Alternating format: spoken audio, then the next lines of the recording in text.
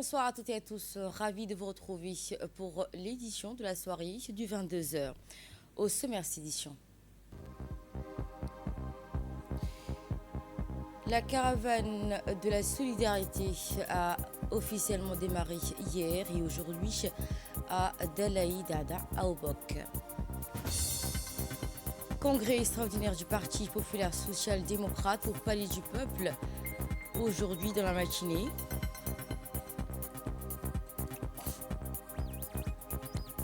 Et en nouvelle régionale, l'aéroport de Khartoum accueille le premier avion de Sudan Airways après la guerre. Bonsoir à toutes et à tous, merci de nous avoir rejoints sur Télé Djibouti. Le président de l'Assemblée nationale, Dileta Mohamed Dileta, a reçu aujourd'hui, lundi 2 février 2026, au siège de la représentation nationale, Madame Sophie Bryan Guimont, sénatrice française représentant les Français établis hors de France dans le cadre d'une visite de courtoisie. Elle était accompagnée lors de cette rencontre de l'ambassadeur de France à Djibouti, M. Jérôme Bresson. Ont également pris part à cette rencontre la vice-présidente de l'Assemblée nationale, Mme Safia Ilmi, la présidente du groupe d'amitié parlementaire Djibouti-France, Mme Nema Abelhan, ainsi que le secrétaire général de l'Assemblée nationale, Ismaël Goulal. Au cours de l'entretien, le président de l'Assemblée nationale et la sénatrice ont passé en revue l'état de relations bilatérales entre la République djibouti et la République française avant d'aborder plusieurs questions d'intérêt législatif commun. À cette occasion, Mme Sophie Bryant Guimont a manifesté un intérêt particulier dans le processus de création d'un éventuel Sénat à Djibouti en s'enquérant de son fondement juridique et constitutionnel. Le président de l'Assemblée nationale, Dileta Mohamed Dileta, a rappelé que cette intention était prévue dans la Constitution, tout en précisant qu'elle ne figure à ce stade parmi les priorités de l'agenda institutionnel. Les échanges qui ont également porté sur la coopération entre les groupes d'amitié parlementaires considérés comme des parlementaires et du rapprochement entre les assemblées législatives, ainsi l'ambassadeur de France, et qui a également souligné lors de cette rencontre l'importance de la coopération académique et universitaire, encourageant ainsi un peu plus de nombre d'étudiants djiboutiens à poursuivre leurs études universitaires en France. Enfin, les discussions qui ont permis un échange fructueux sur également les techniques et les procédures législatives et le fonctionnement des commissions permanentes, l'organisation des travaux parlementaires en séance publique ainsi que les modalités d'examen et d'adoption des textes de loi. La visite qui s'est conclue avec une visite guidée des hémicycles et des salles de réunion de la commission, offrant à la délégation française un aperçu concret sur le fonctionnement interne et le processus législatif de l'Assemblée nationale. C'était dans les titres, mesdames et messieurs. La caravane de la solidarité a officiellement démarré hier, dimanche 1er février 2026, dans la localité de Dalai Dada, dans la région d'Obok, marquant ainsi une nouvelle étape dans l'action de proximité en faveur de la population. Ahmed Hamid nous en dit plus. Après le lancement de la semaine nationale de solidarité par le chef de l'État le 29 janvier dernier, au Palais du Peuple, la ministre des Affaires sociales et de solidarité, Ouloufa Ismail Abdo, a entrepris donc comme chaque année la caravane de la solidarité à travers tout le pays. Et c'est la région d'Obok qui a eu l'honneur d'accueillir cette caravane en premier, la région d'Obok notamment, la sous-préfecture d'Alaïli Dada où nous nous situons actuellement. La ministre et sa délégation sont rendus donc ce matin à Alaïli Dada pour entamer donc cette caravane de la solidarité 2026. Un accueil des plus chaleureux a été donc réservé à la ministre et à sa délégation ici à Alaïli Dada. Et la ministre donc a pu recueillir les doléances des populations. Certaines de ces doléances donc ont reçu un avis favorable de la part de la ministre et d'autres doléances seront transmises donc au département ministériel concerné. C'est ce qu'en tout cas a promis la ministre des Affaires sociales et de solidarité, Mme Ouloufa Ismail Abdo. La tournée donc va continuer. Demain donc c'est la ville d'Obok, le chef-lieu de la région, qui va accueillir cette caravane. Et donc nous allons vous faire vivre bien sûr cet événement durant toute cette semaine jusqu'au mois béni du Ramadan.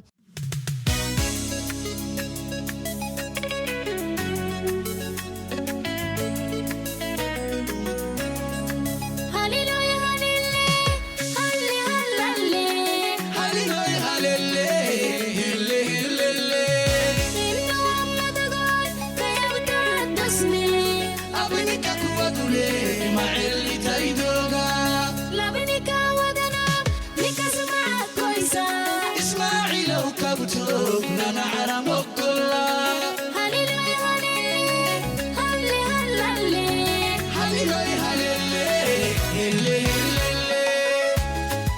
caravane de la solidarité a officiellement démarré ce dimanche 1er février 2026 dans la localité d'El Aili Dada, dans la région d'Obok, marquant ainsi une nouvelle étape de l'action de proximité en faveur des populations des zones reculées.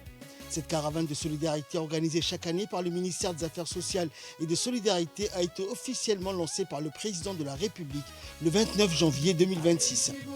À son arrivée dans la sous-préfecture d'El Aili Dada, la ministre des Affaires sociales et de solidarité, Ouloufa Ismail Abdo, et sa délégation ont reçu un accueil digne des grands jours. En effet, le membre du gouvernement a eu droit à un piquet d'honneur de la part des forces armées djiboutiennes. Par la suite, la ministre Ouloufa a visité le poste de santé de la sous-préfecture d'El Aili Dada et a inauguré également la fontaine d'eau, une extension supplémentaire du réservoir d'eau qui alimente le village. Cette première étape permettra de prendre connaissance de l'état d'avancement des activités en matière d'autonomisation, notamment les caisses de solidarité, ainsi que la mise en service de 3 infrastructures sociales, contribuant directement à l'amélioration des conditions de vie des habitants. Par ailleurs, une avancée majeure en matière de désenclavement a été constatée. La nouvelle piste d'accès demandée par les populations il y a 2 ans est aujourd'hui opérationnelle. Elle permet de réduire considérablement le temps de trajet, passant de 5 heures à 2h30, facilitant ainsi l'accès aux services sociaux de base et aux infrastructures publiques. Durant cette première journée qui fait office de première étape de cette tournée, la ministre va aller à la rencontre des populations et des communautés d'El Aili Dada, d'Andoli et de Dadato pour notamment écouter leurs préoccupations et recueillir leurs doléances. À travers cette action, la caravane de la solidarité réaffirme l'engagement de l'État à rapprocher les services sociaux des citoyens et à renforcer l'équité territoriale, en particulier dans les régions de l'intérieur.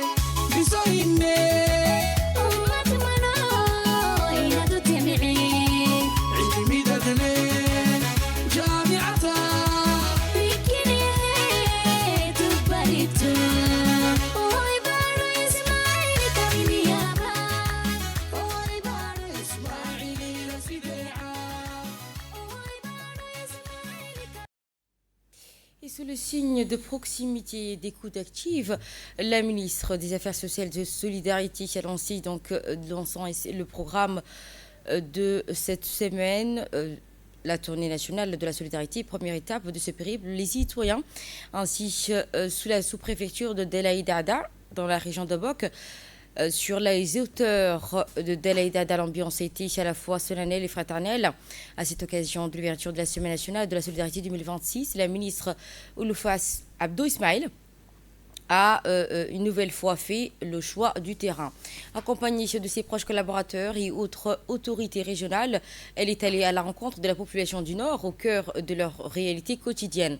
La rencontre hautement symbolique s'est tenue dans la localité de Del Aili Dada, une infrastructure réalisée par l'Agence djiboutienne de développement social, bras opérationnel du ministère. Bien au-delà d'un simple bâtiment, ce lieu s'est affirmé comme un véritable espace de dialogue, d'écoute et de solutions au service des communautés locales. L'objectif étant de faire de la solidarité une action concrète à travers le dialogue direct et sans intermédiaire avec les populations. Et tour à tour, les sages et femmes leaders de cette localité concernée ont pris la parole, exprimant ainsi avec dignité leurs préoccupations liées aux besoins essentiels du quotidien. En réponse, la ministre a tenu à apporter des réponses claires et précises, prenant note de chaque chef de l'Alliance. Elle a rappelé que cette tournée 2026 ne constitue pas une simple visite de courtoisie, mais une véritable mission de diagnostic et d'ajustement des politiques sociales. Elle a également annoncé le renforcement des programmes de filets sociaux de la région, ainsi que l'accélération du projet communautaire adapté aux zones traversées, réaffirmant ainsi l'engagement du gouvernement à ne laisser aucun citoyen en marge du développement. Cette première étape de BOC donne ainsi le temps d'une semaine placée sous le signe de l'action, en mettant l'humain au cœur de cet agenda. Le ministère des Affaires sociales et de Solidarité réaffirme sa volonté de consolider un contrat social fondé sur la confiance et la proximité entre l'État et les citoyens.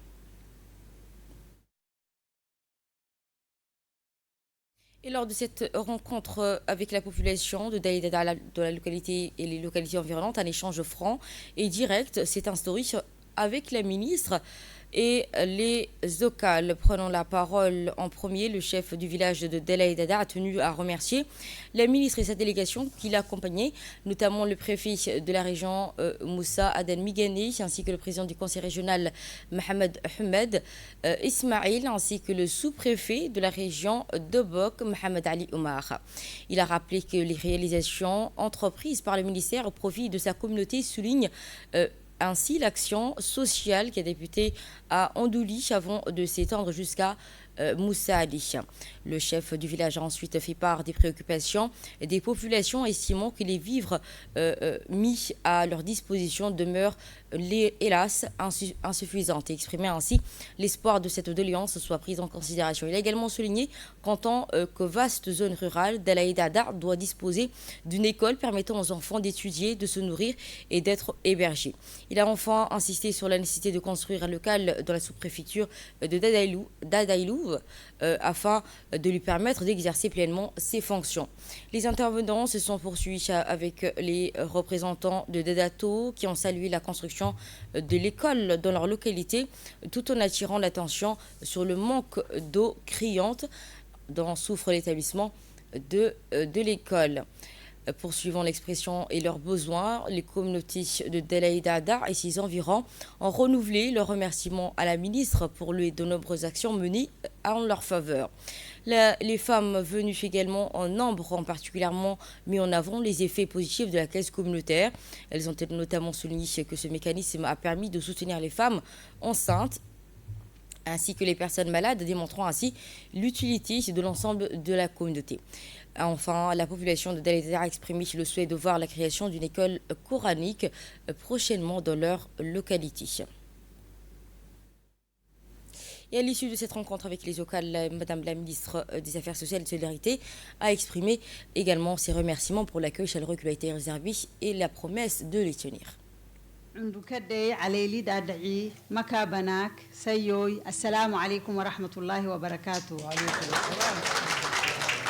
أنا لك يرحبي سنمي قد دقيان بدعتو شعبك عندولي شعبك دبحنت شعبك أرحباي. D'abord, le choix de Aléli. Pourquoi le choix de Aléli? Parce que la première fois où on est venu, c'était vraiment une très grande sous-préfecture de la région d'Obok, et qui a été, qu'on a constaté en fait qu'il y a beaucoup de manque en infrastructures sociaux de base. Et comme vous l'avez si bien dit, je remercie d'ailleurs les Uqal, les chefs de village, et toutes les personnes, femmes, jeunes et sages qui nous ont accueillis avec cette ferveur et avec ce cœur ouvert. Je les remercie profondément pour leur accueil chaleureux. Je continue sur le choix de Aléli pour la deuxième fois.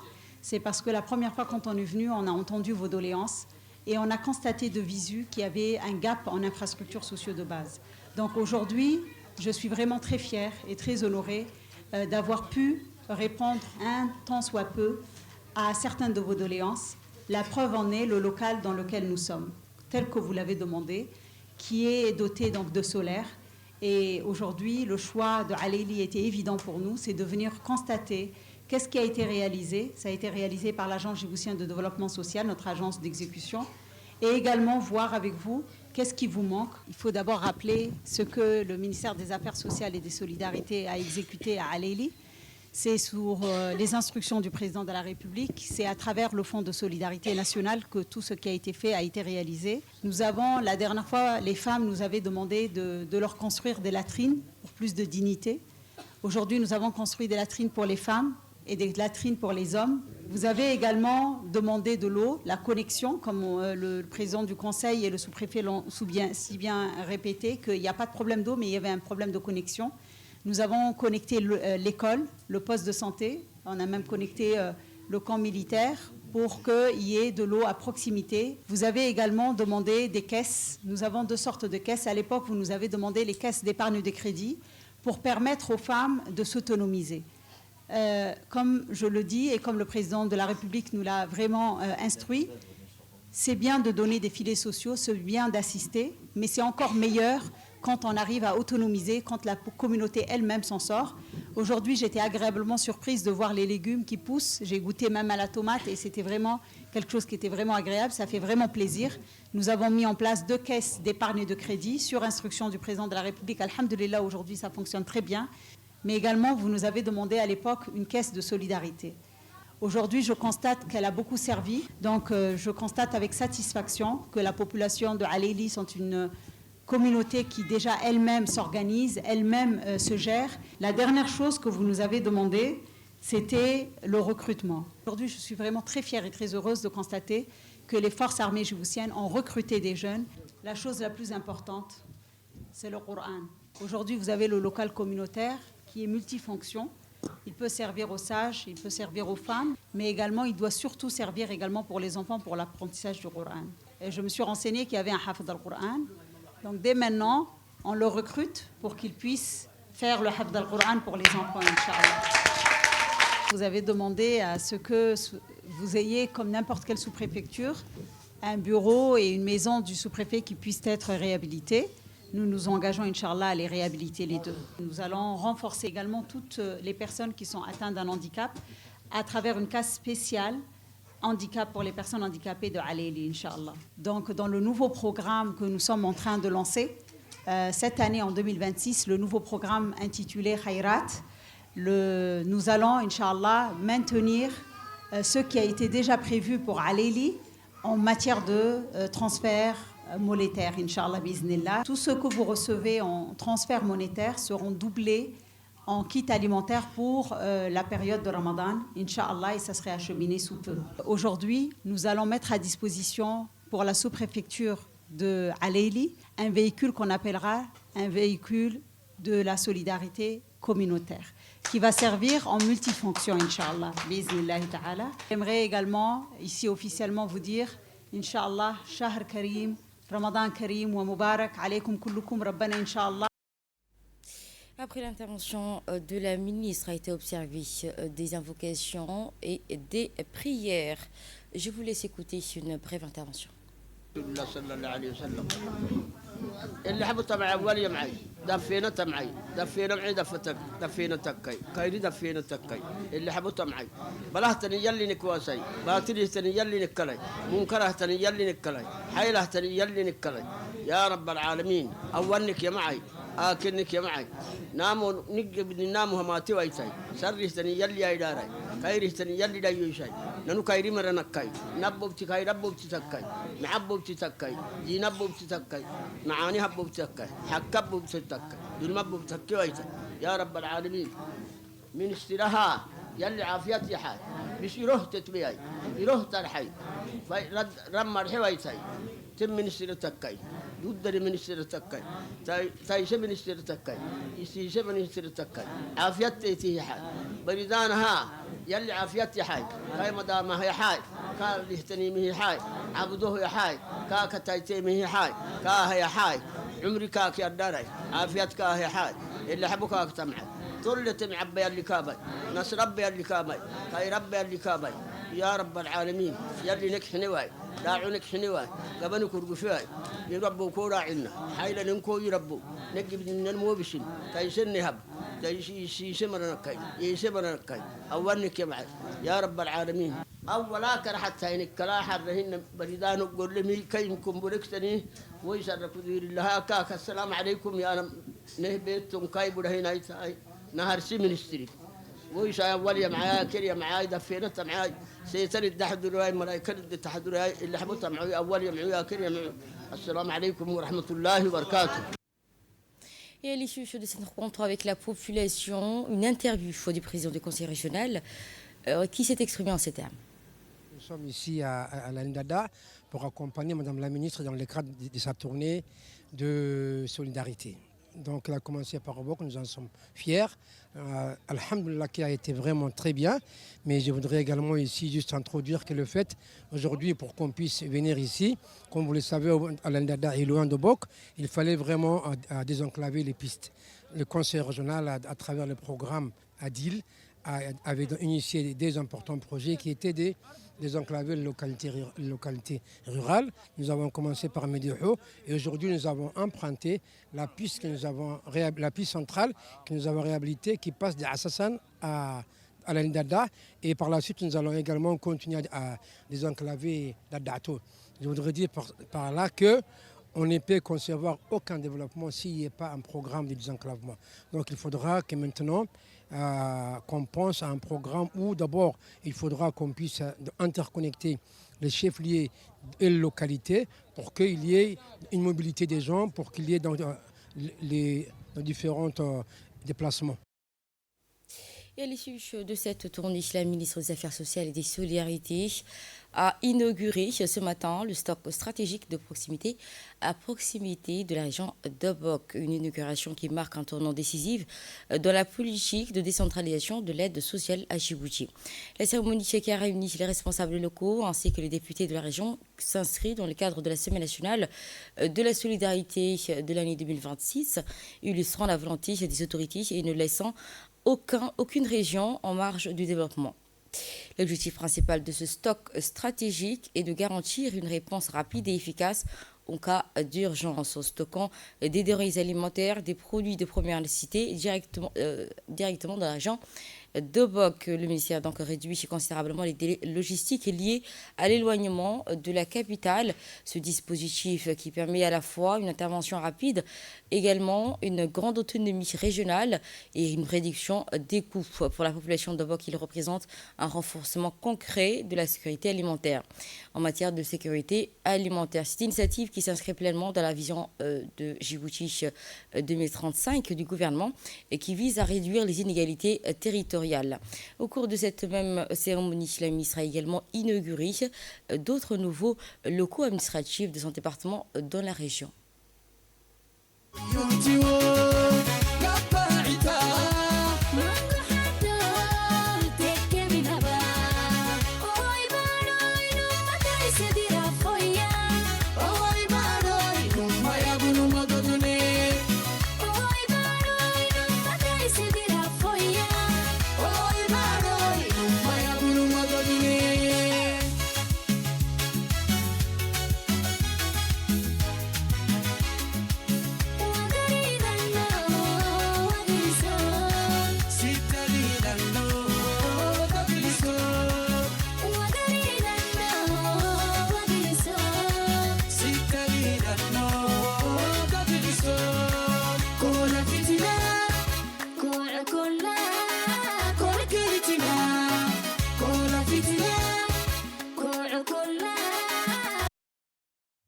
Après cette inauguration, toujours dans le cadre de la Semaine nationale de la solidarité organisée par le ministère des Affaires sociales et des Solidarités, des nouveaux bureaux du guichet social principal de l'Agence djiboutienne de développement social, ADDS, ont été officiellement inaugurés ce matin au chef-lieu de la région d'Obok. Plus qu'un simple changement d'adresse, cette nouvelle infrastructure symbolise l'engagement de l'État en faveur d'une protection sociale plus humaine, plus efficace et plus moderne. Les nouveaux espaces ont été conçus pour lever les obstacles liés à l'accès aux services. Désormais, les ménages bénéficiaires des programmes de protection sociale disposant de salles d'attente confortables avec une accessibilité optimisée, facilitant notamment l'accueil des personnes à mobilité réduite. L'innovation ne réside pas uniquement dans les établissements, mais aussi dans la méthode. L'unification de ces services permet de renforcer la synergie entre la DDS, le guichet social, améliorant ainsi ainsi la coordination et l'efficacité des interventions. Grâce à des systèmes d'information modernisés, les agents peuvent désormais suivre le parcours de chaque famille en temps réel, une approche de proximité personnalisée permettant de mieux assurer qu'aucun foyer ne passe à travers le filet de la protection sociale. En centralisant ainsi les ressources de la DTS, le gouvernement renforce sa capacité d'action contre la précarité. Ce nouveau pôle devient un centre stratégique pour la mise en œuvre des projets de développement. En résumé, cette inauguration marque la fin d'une ère de précarité administrative en investissant dans les infrastructures de Djibouti. Ainsi, avant tout, dans son capital humain, plaçant la dignité du citoyen au cœur de la stratégie de développement. Également dans les titres, rassemblement ce matin au Palais du Peuple, le Parti populaire social-démocrate, connu sous l'acronyme PSD, a organisé aujourd'hui dans l'écran solennel du Palais du Peuple un congrès extraordinaire qui s'impose déjà comme un jalon majeur de la vie politique nationale. Des centaines de militants et militantes venus non seulement des 3 communes de la capitale, mais aussi des régions les plus reculées du pays, ont convergé vers le lieu de rassemblement, formant ainsi une véritable marée humaine. Une fois dans la salle, la présidente du parti a été accueillie chaleureusement par ses partisans et invité cette affluence qui a investi le Palais du Peuple d'un souffle inédit, transformant ce symbole républicain en un vaste espace de fraternité, de dialogue et de détermination collective. L'atmosphère subtilement équilibrée reflétait l'attachement profond aux participants des idéaux du parti. La journée qui a été rythmée par des prestations folkloriques et de grande qualité de danse, mettant en lumière la vitalité d'une formation politique solidement ancrée dans le tissu social. L'entrée de la présidente a, comme vous l'avez pu le constater, accueilli figure prend de mouvement qui a été salué par une ovation chaleureuse, empreinte de fierté, signe tangible du lien de confiance qui unit les sympathisants. Et l'hymne national qui a retenti au Palais du Peuple pour officiellement commencer cette journée.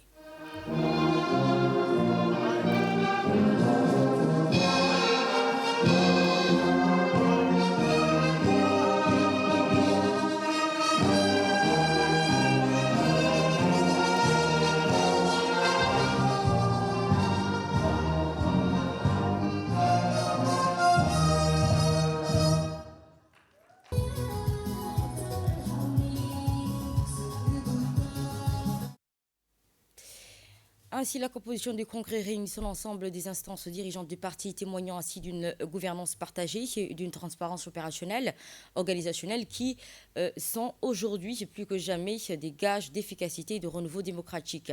Ainsi, le PSD réaffirme son soutien également à la candidature de son Excellence le Président de la République en vue des prochaines élections présidentielles prévues en avril 2026. La présence de plusieurs figures éminentes de la scène politique nationale, le doyen Ali Abdi Farah du parti RPP, le président du PND, Abdelrahman Mohamed Awali, ainsi que les délégués du FROUD et de l'UPR, traduisaient ainsi la volonté d'ouverture du PSD dans la consolidation du dialogue interpartite, lucide et constructif. Ce pluralisme assumé a posé les bases d'une démocratie ouverte et inclusive où la confrontation des idées s'opère dans le respect de l'intérêt général. Il illustrait également la vigueur du mouvement, sa capacité à fédérer au-delà des clivages traditionnels et de son engagement sans faille sur l'échiquier de la politique nationale. Le PSD apparaît ainsi comme le porteur de projets ambitieux fidèles à ses principes fondateurs. Le vote à présent à l'Assemblée nationale, à cette occasion du congrès extraordinaire du Parti social-démocrate, les militants et sympathisants renouvelés à l'unanimité leur confiance à Mme Hasna Moumine Bahdon, reconduite à la présidence du PSD. À l'issue du scrutin, la présidence réélue a exprimé sa gratitude pour la confiance qui lui a été accordée et réaffirme sa détermination à œuvrer au renforcement de la conciliation du parti. Ce congrès marque ainsi une nouvelle étape pour le Parti populaire social-démocrate, placé sous le signe de la continuité, de la cohésion ainsi que l'unité autour de sa direction.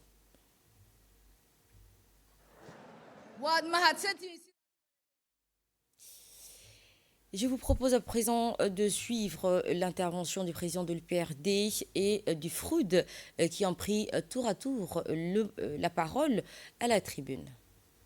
Madame la présidente du PSD, Hassana Moumi Bahdon, mesdames et messieurs les congressistes, aujourd'hui, nous nous retrouvons à la tenue du congrès extraordinaire du PSD, dirigé par une femme dynamique, Hassana Moumi Bahdon, qui a été élue et je le félicite.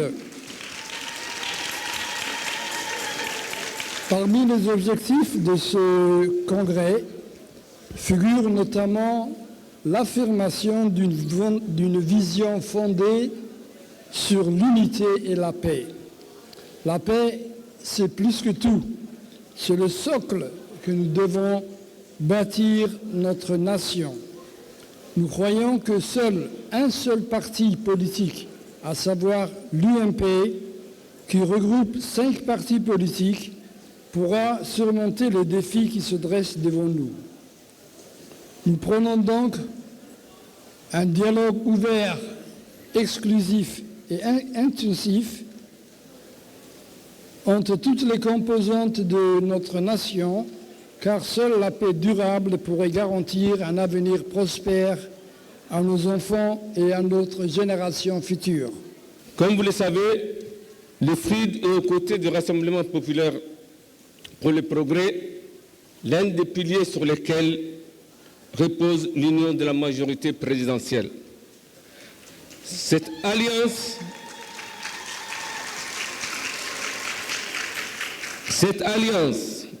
née de la vision de son Excellence M. Ismaïl Omar Guelleh, s'est consolidée par la suite en accueillant le PSD, le PND et l'UPR. Ensemble, nous ne sommes pas contentés de gouverner, nous avons transformé le visage de notre pays.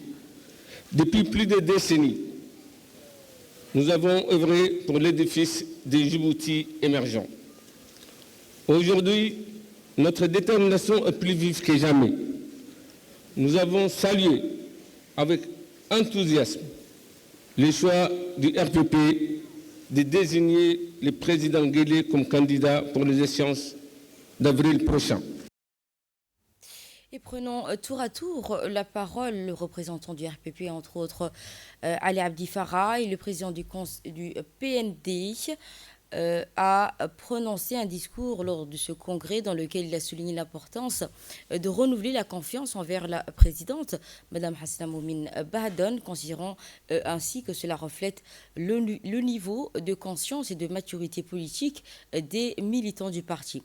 Il a également insisté sur la position avancée qu'occupe la République Djibouti, rappelant que certains doutaient après l'indépendance de la capacité de ce pays à se développer, invoquant ainsi sa petite supervision et le manque de ressources naturelles.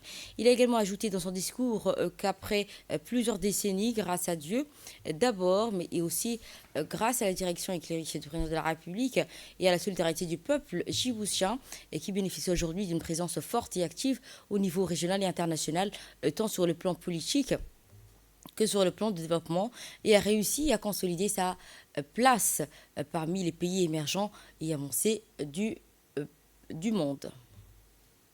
Et pour son côté, le président du Parti national démocrate, PND, Abdelrahman, a déclaré lors de son intervention à ce congrès du parti qui se sont accordés, le PND et le PSD se sont accordés à désigner le président Ismaïl Omar Guelleh pour leur candidat commun à l'élection présidentielle prévue en avril prochain. Il a également souligné que le chef de l'État est le candidat de l'unité, du peuple et du développement, mais également qu'il représente un pilier fondamental dans la défense de la patrie, et ce qui explique le large consensus dont bénéficie sa candidature.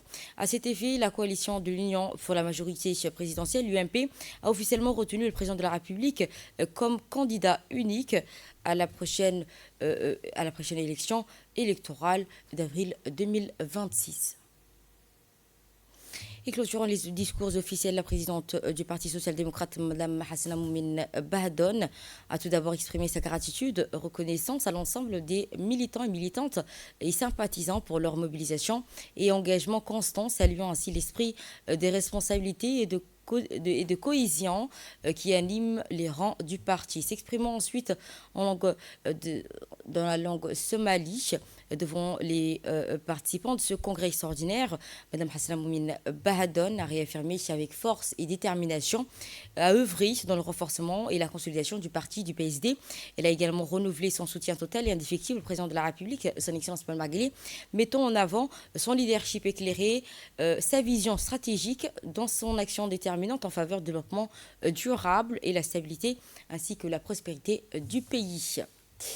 Autre nouvelle du pays, dans le registre éducatif, le ministre de l'Éducation nationale et de la formation professionnelle, Moustapha Mohamed Mahamoud, a présidé aujourd'hui au lycée de Djibouti la cérémonie de lancement officiel de la consultation nationale sur la réforme de l'enseignement secondaire.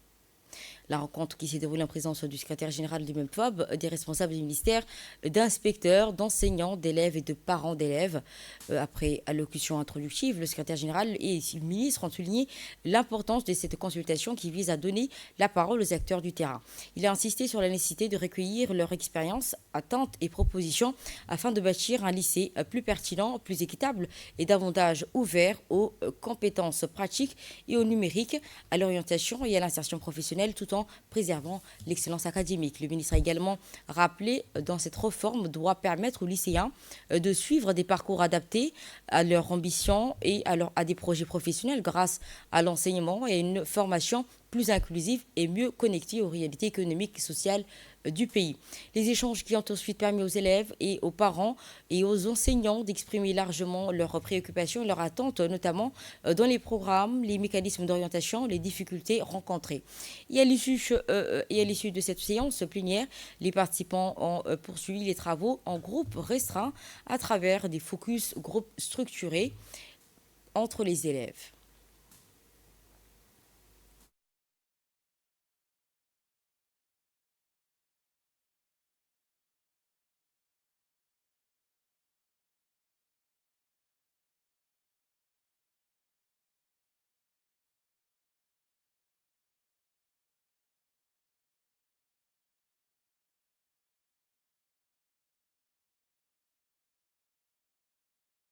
Et à l'issue des travaux de consultation, cette cérémonie de lancement, les travaux de consultation nationale sur cette réforme de l'enseignement secondaire qui s'est déroulée sur l'ensemble des pays et des lycées, enseignants, élèves et parents d'établissements, les chefs d'établissement, les conseillers pédagogiques, inspecteurs, ils participent à ce focus groupe et en thématique. Ces travaux organisés sur 2 jours visent à recueillir les perceptions, les constats des acteurs de terrain sur le fonctionnement actuel du secondaire, à identifier ses forces et faiblesses, ainsi que relever les priorités de la réforme.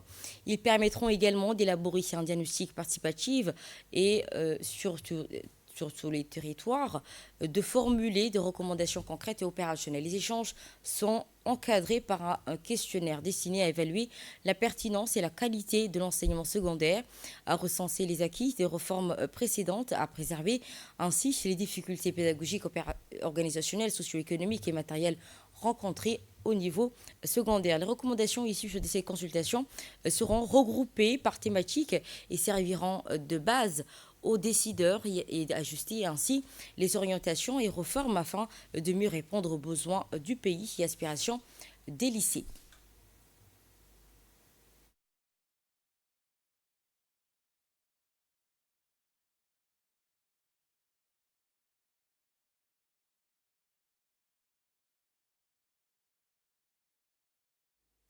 Autre nouvelle du pays, sous le patronage du ministre des Affaires musulmanes et du bien Warf, Moumin Hassan Bari, le ministère des Affaires islamiques et des Warf ont organisé une cérémonie de remise des prix en l'honneur des lauréats et lauréates de la compétition nationale de mémorisation du Saint-Coran.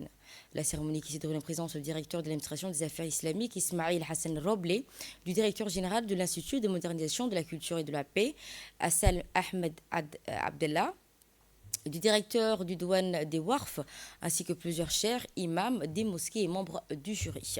Le ministère des Affaires musulmanes ont déployé d'importants efforts pour assurer le succès de cette édition de compétition, tant sur le plan organisationnel que celui de l'arbitrage. Les différentes phases de sélection se sont déroulées dans un climat de transparence, de rigueur, permettant de distinguer les meilleurs mémorisateurs et mémorisatrices de Saint-Qur'an.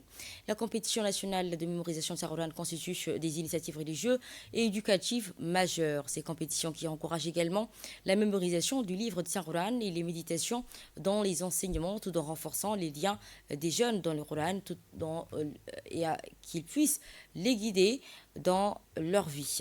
Par ailleurs, ces manifestations religieuses favorisent un esprit sain, compétition, renforçant ainsi la place du Saint-Qur'an au sein de la société et contribuent à l'unification des efforts institutionnels et communautaires au service des affaires religieuses et de diffusion de la culture coranique.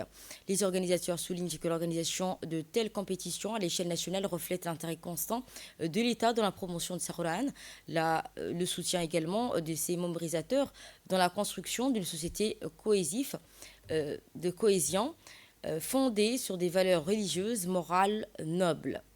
Il convient de rappeler que cette compétition s'inscrit dans la vision globale du ministère visant à renforcer la place du Saint-Qur'an de la société, à consolider le rôle de la mosquée dans l'éducation et l'orientation et de former une génération équilibrée, enracinée dans ses valeurs, ouverte à son époque, contribuant à une cohésion sociale ainsi qu'à la promotion de la culture, de la modernisation, de la tolérance et de la paix. Et dans une intervention à cette occasion, le ministre des Affaires sociales, des ministres des Affaires Warf, musulmanes et des Affaires Warf, a indiqué c'est un honneur de célébrer les lauréats de la compétition nationale de la mémorisation de Saint-Qur'an, soulignant que cette initiative annuelle reflète la noblesse de ce service. Il a poursuivi en rappelant le lancement d'un programme national de mémorisation à distance permettant aux apprenants de suivre leur progrès et d'échanger dans la lecture agréée. Le ministre a également évoqué les préparations de la compétition régionale prise du chef de l'État, Son Excellence Ismaël Marguelé, un objectif prestigieux pour chaque mémorisateur et chaque mémorisatrice. Enfin, il a souligné que la réussite et le rayonnement de ces compétitions ont été rendus possibles grâce à la haute sollicitude du président de la République, Son Excellence Ismaël Marguelé, par sa contribution et à son attachement à ses valeurs religieuses. Dans un autre registre axé sur le développement économique et de structuration du secteur productif, la cérémonie qui s'est tenue dans les locaux de la Chambre de commerce de Djibouti, cette initiative qui marque une étape majeure dans le processus de structuration et de professionnalisme du secteur de PTP, un pilier stratégique du développement national. L'événement qui s'est déroulé en présence de la ministre de la Ville, de l'Urbanisme, de l'Habitat, Mme Amina Abdi, de la secrétaire d'État chargée aux investissements et du développement du secteur privé, Mme Safia Mohamed Al-Gadile, ainsi que du président de la Chambre de commerce, M. Youssouf Moussa Dawale. Étaient également présents plusieurs hauts responsables du ministère concerné, des représentants des institutions publiques, ainsi que de nombreux acteurs privés et professionnels du secteur du PTP. Cette rencontre qui a servi de cadre d'échange et de concertation entre les autorités publiques et institutions d'appui et opérateurs économiques avec les objectifs de poser des bases de réorganisation structurée inclusive du secteur à travers cette initiative du secteur de PTP qui sera organisée autour de 4 sous-secteurs distincts en vue de la création progressive d'associations professionnelles représentatives. Ainsi, l'initiative qui s'inscrit également dans la volonté des pouvoirs publics de soutenir le développement du secteur privé, de stimuler ainsi l'investissement et de garantir la qualité et durabilité des projets d'infrastructure.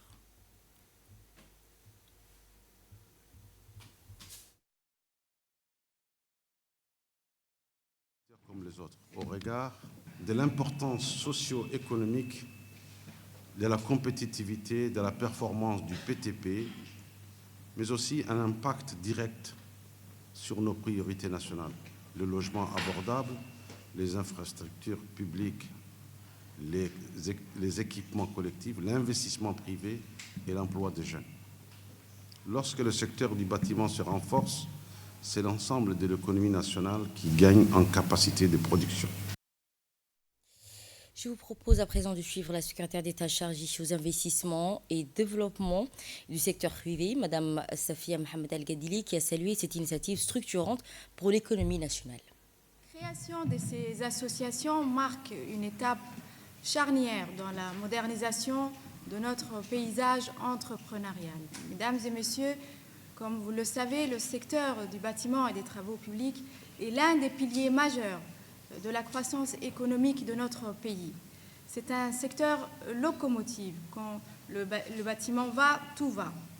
Qu'il s'agisse de la promotion immobilière, de l'ingénierie ou de l'importation des matériaux, vous êtes les bâtisseurs physiques de notre pays. Cependant, pour attirer davantage d'investissements et garantir une qualité de réalisation aux standards internationaux, il est impératif de passer de l'action individuelle à une action concertée et organisée. Mesdames et messieurs, en vous regroupant en associations sectorielles, vous créez des interlocuteurs crédibles pour l'État et pour les investisseurs étrangers. Le secrétariat d'État chargé des investissements voit dans cette structuration 3 avantages majeurs. Le renforcement des capacités visant à favoriser le transfert de compétences et l'innovation technologique, la régulation et l'éthique afin d'assurer une saine concurrence et le respect des normes juridiques et techniques, enfin l'attractivité d'un secteur BTP organisé rassure les investisseurs sur la fiabilité de la main-d'œuvre et de la chaîne d'approvisionnement locale. Mesdames et messieurs, sous l'impulsion du ministère de la Ville, de l'Urbanisme et de l'Habitat, avec le soutien constant du secrétariat d'État et de la Chambre de commerce de Djibouti, nous nous engageons à poursuivre les réformes visant à améliorer le climat des affaires. Nous voulons que les entreprises djiboutiennes, qu'il s'agisse des cabinets d'études, des sociétés de construction ou de loueurs d'engins, soient les premiers bénéficiaires des grands projets du développement de notre pays. Et pour sa part, la ministre de la Ville, de l'Urbanisme et de l'Habitat, Amina Abdi, a rappelé l'importance de cette démarche dans l'amélioration de la gouvernance du secteur du BTP et de la qualité des projets urbains. On l'écoute. Un grand plaisir que je prends la parole aujourd'hui à l'occasion de cette journée de lancement des associations sectorielles du secteur du bâtiment et des travaux publics, une étape importante dans la dynamique de structuration et de modernisation de cette filière à Djibouti. Le secteur du BTP occupe une place centrale dans le développement économique et social de notre pays. Il est au cœur de la production de logements, de la réalisation des infrastructures, de l'aménagement urbain et de la création d'emplois. Il accompagne la transformation de nos villes et répond aux besoins essentiels des populations. Cependant, considérant son poids et son potentiel économique, ce secteur tend à relever des défis structurels, notamment une organisation fragmentée, une faible structuration collective, des difficultés d'accès au marché et au financement, ainsi qu'un déficit de reconnaissance et de valorisation des métiers et des compétences liées. Aussi, le gouvernement a fait le choix d'une approche progressive et inclusive. En étroite collaboration avec la Chambre de commerce de Djibouti, le ministère de la Ville, de l'Urbanisme et de l'Habitat a engagé un travail approfondi de concertation et de dialogue avec l'ensemble des acteurs du secteur. Cette démarche a permis de dégager un enseignement fondamental. La réforme du BTP ne repose pas uniquement sur de nouveaux textes, mais avant tout sur l'activation effective des cadres existants, sur leur appropriation par les professionnels du secteur et sur la mise en place de mécanismes de gouvernance et de représentation adaptés aux réalités du terrain. C'est dans cet esprit qu'est proposée la structuration du secteur autour d'associations professionnelles sectorielles organisées par métier et par segment de la chaîne de valeur. Cette journée marque ainsi le passage à l'action. Elle traduit une volonté partagée de bâtir une filière mieux organisée, plus lisible, plus professionnelle et plus équitable. Également dans les titres de cette édition, après plusieurs mois de suspension, l'aéroport international de Khartoum accueille à nouveau un vol Sud Airlines, marquant le début d'une reprise du trafic aérien au Soudan.